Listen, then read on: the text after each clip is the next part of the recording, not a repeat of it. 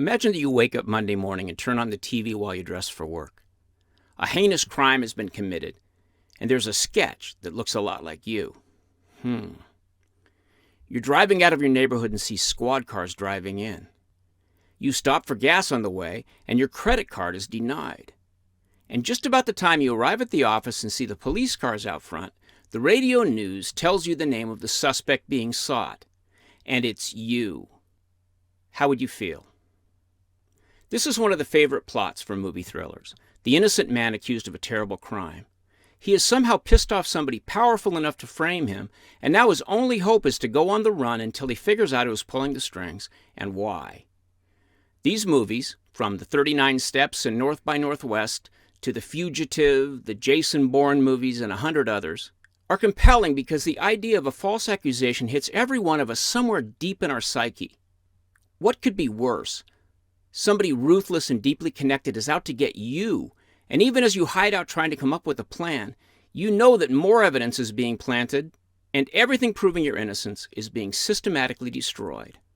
All that you've worked for your whole life is being torn apart, including your good name. To frame somebody like this is the purest evil, and every moviegoer understands why. Because it violates the most basic idea of fair play. It's just so radically unjust. Right now in our beloved America, congressional Democrats are trying to discredit the new Attorney General. Their plan to frame Donald Trump for something he never did sent his presidency and the whole country into a turmoil that lasted 2 years. But even with the national press working by their side, they found no evidence that the president colluded in any way with Russia to fix our elections. So now they've set their sights on AG Barr because he refuses to help them salvage their false narrative. Justice. Obstruction of justice. These are important concepts in a free society. Every good citizen wants justice to be blind and nonpartisan. The fate of civilization is in the balance. We are watching as our justice system is being turned into a machine of political vengeance. Since Donald Trump started polling well back in the 2016 primaries, the entire left-wing media has been trying to pin something on him, trying to ruin his reputation and cripple his presidency.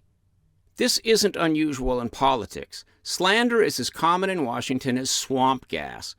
It's a national embarrassment, but it didn't start with the anti-Trump resistance. What is new is the idea that if lies and opposition research fail to stop a candidate, and he or she wins, the hatchet job will just keep right on going, up to and including the actual overthrow of his or her administration. That's new. We watched as Senate Democrats warmed up on Brett Kavanaugh. Nobody really believed that this activist professor from nutty California was telling the truth. But so pitched is their hatred of Donald Trump and all things conservative that they were perfectly willing to destroy a man's life and legacy just to deny Republicans a SCOTUS appointment. If we'd have been watching that in an action movie, we'd have expected Coach K to kick some serious ass. We cheered when Senate Republicans did it for him. What we're seeing feels like a remake of Enemy of the State. We're watching as deeply entrenched government bureaucracies collude with corrupt and dishonest politicians to actually bring down a legally and constitutionally elected president. And not one who has been a disaster, but one who has done something much worse in their eyes. He has succeeded in spite of their unrelenting attacks. He has taken a baseball bat to their agenda and unraveled the whole air of superiority attached to these Washington underachievers who seem to think that they are entitled to their cushy jobs. If the man had proven to be an authoritarian horror, as his detractors had predicted, maybe they could be forgiven for trying to charge him with near treasonous actions, because they'd be trying to save their country. But that's not the case. The economy is bursting with optimistic energy. Employment figures are at their highest mark in decades. The disheartened working class is back on its feet and throwing its collective shoulder into the hard work of our economic productivity. All of the anti-Trump horror stories have proven to be false. None of the demo's victim groups has been targeted in any way, not by Trump. They've had to stage their own hate crimes in an attempt to salvage that false narrative.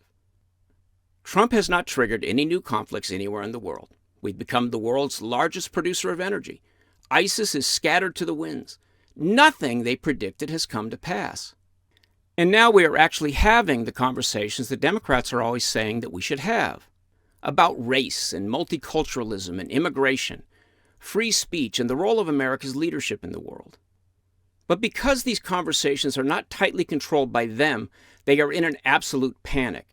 Their grip on information is slipping as CNN and other left-leaning institutions fall out of the ratings and are replaced by long-form discussions online, largely driven by former Democrats who are blowing the whistle on what's really going on over there on the left.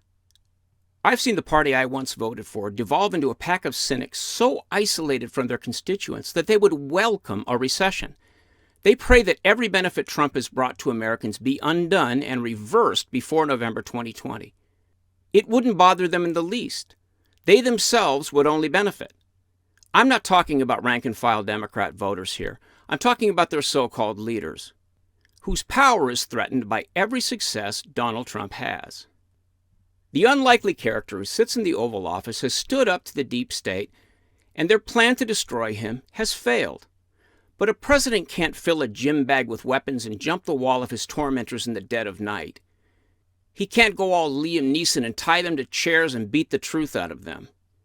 If he could, all of us action movie fans would see that as self-defense, not obstruction of justice. An innocent man is not morally obligated to stand down while his accusers destroy him. Donald Trump may have tried to obstruct the Justice Department, but he wasn't trying to obstruct justice. No, that was being done by his political opponents. Anything that he tried in hopes of derailing their false case against him was not an assault on justice. It was a pushback against an assault on justice. If Trump tried to obstruct anything, he tried to obstruct injustice. And that's what the Democrats are so upset about. Thanks for letting me vent. Feel free to leave a comment below. Thanks to all of you who support Blue Collar Logic. You make these videos possible. A special shout out to our friend Tony Weathers, who noticed this beautiful new microphone here and insisted on paying for it. Thank you, Tony. That was very kind of you. Check back here Sunday morning. I'm posting the sequel to my look at the transgender thing. I really nailed down the logic in this one, and I think you'll like it a lot. Have a great weekend. Thanks for watching. If you like this video, subscribe to our channel and then click the little bell to get notifications.